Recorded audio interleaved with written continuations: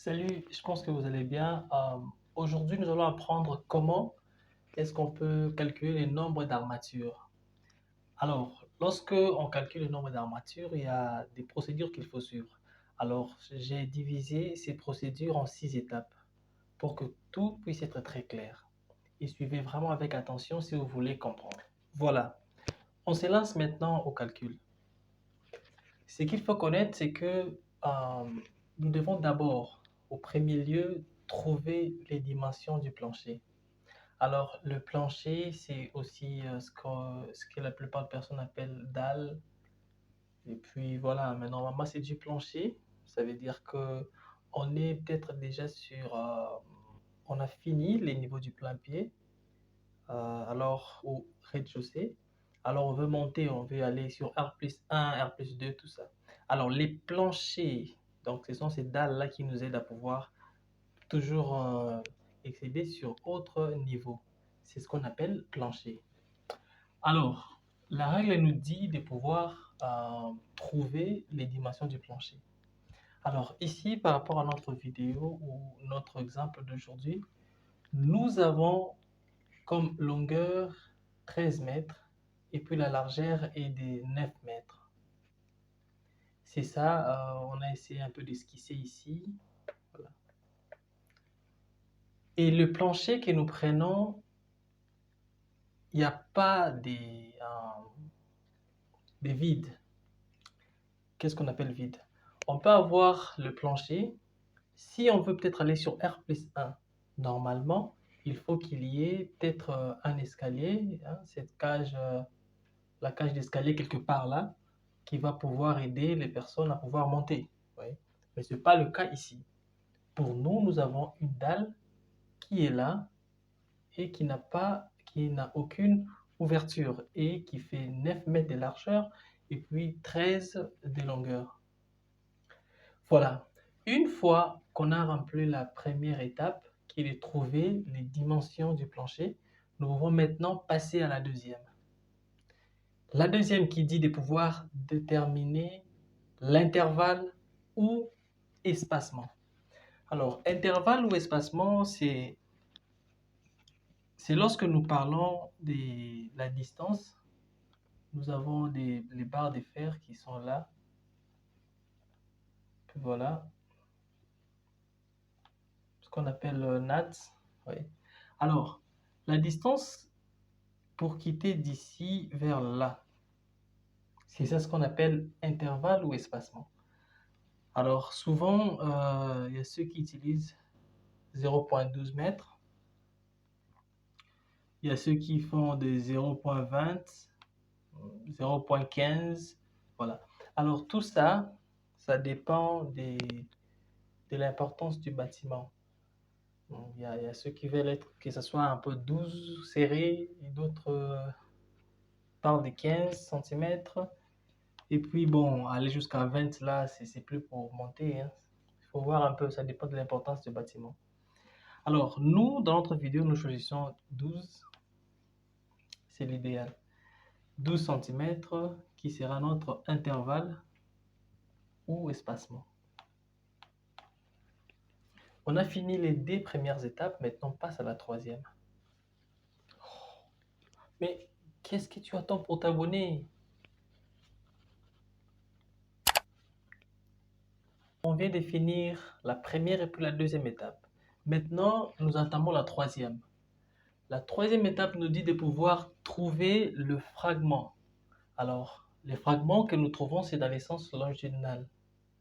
C'est quoi les fragments? On peut dire fragments ou bien morceaux. Donc, les morceaux que nous trouvons sont les morceaux des barres de fer qu'il faut pour le côté longitudinal, le côté de longueur. Voilà. Alors, la formule nous dit ceci. Nous devons faire L divisé par inter. Je vous avais dit que l'inter ici est des 0. L'inter ici est des 0,12 mètres. C'est ça ce qu'on appelle intervalle ou espacement. Voilà. Alors, nous prenons le 13, c'est le L là. 13, on divise ça par 0, 12. Et nous avons comme réponse 103, pardon, 108,3 fragments. C'est soit 108,3 morceaux de barres de fer. Alors, cela veut dire ceci. Si nous plaçons les barres de fer là, jusqu'à la fin, voilà. Lorsque nous traçons lorsqu'on met les barres de fer, nous aurons à partir de là, donc dès là jusqu'à la fin, nous aurons 108 morceaux ou bien fragments. Alors, ce qu'il faut savoir, c'est que les 108 là sont les 108 fragments ou morceaux de 9 mètres point 20. Soit, tout justement, si on prend là, on dira de 9 mètres. Mais en réalité, c'est de 9 mètres 20. Parce que, une fois on arrive là, nous avons à l'extrémité, donc les dépassements qui sont là aux extrémités des 10 et puis 10 nous donnent 20 cm. Voilà, cet ancrage-là, c'est pourquoi ici nous avons 9,20 mètres. Alors, c'est ce qui nous conduit à dire que nous devons trouver ce qu'on appelle la longueur développée. La longueur développée, c'est lorsque nous avons toutes ces longueurs, tous ces fragments additionnés et on sait combien nous avons. Voilà, c'est pourquoi nous allons prendre 9,20. On va multiplier ça par 108. Oui. Donc, nous prenons 8. 9,20, on multiplie ça par 108. Nous avons ce qu'on appelle, notre réponse sera ce qu'on va appeler longueur développée. C'est ici que nous avons notre LD qui nous donne 993,6 mètres. Je pense que vous comprenez. Quand on dit 993,6 mètres, c'est que nous prenons là 9,20, 9,20, 9,20 jusqu'à ce que nous arriverons à 108 pièces, 108 fragments ou 108 morceaux. Cette longueur-là développée, c'est ça qui nous donne 993,6 mètres. Voilà, c'était ça la troisième étape. Maintenant, on entre sur la quatrième étape. Nous voici à la quatrième étape. Alors, tout comme l'étape précédente, ici, nous allons maintenant travailler de façon transversale. Vous voyez? Alors, la place ou façon transversale, c'est dès là.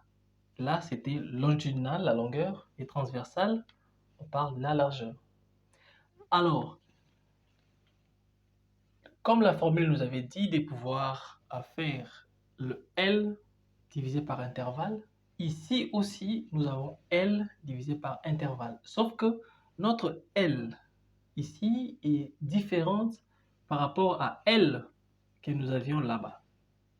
Parce qu'on parlait des longitudinales, et là nous parlons des transversales, qui est la largeur. Voilà.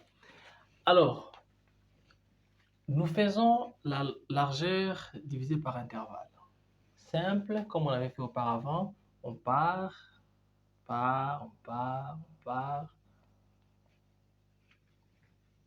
Et puis, nous avons à la fin 75 fragments ou 75 morceaux. Ouais. Donc, on a soit 75 fragments ou 75 morceaux. Alors, les 75 morceaux là sont 75 morceaux des 13,20 mètres. Je ne vais plus expliquer le 20 parce que je vous l'ai juste dit précédemment que c'était les ancrages. Alors, la réponse que nous allons trouver, ça sera ce qu'on va appeler LD. Et puis LD, c'est ce qui nous donne 990 mètres. Donc, comme je vous ai expliqué, que c'est l'addition de tous ces fragments qui nous amène là. Voilà, nous avons notre largeur développée qui est là, LD. Et là, c'était la quatrième étape. Maintenant, nous allons passer à la cinquième étape qui est l'avant-dernière étape. Nous voici à l'avant-dernière étape, ce qui est l'étape 5. Alors, l'étape 5 nous dit de pouvoir trouver la distance totale. Voilà. Trouver la distance totale. Là, c'est très simple. Alors, la distance totale est égale à LD plus LD. Vous voyez?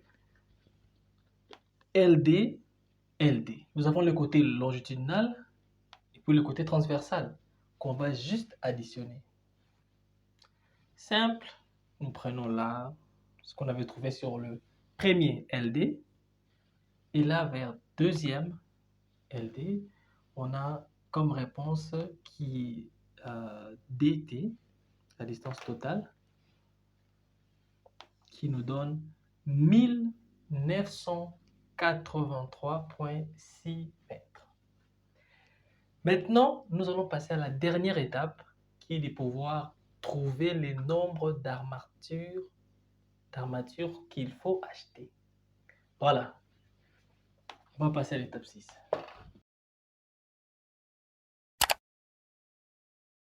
Nous voici à la dernière étape. Voilà. Alors, la dernière étape nous dit de pouvoir trouver les nombres de barres de fer que nous allons acheter. Alors, la formule dit ceci. DT divisé par LC. DT, c'est la distance totale. Et puis LC, c'est la longueur commerciale.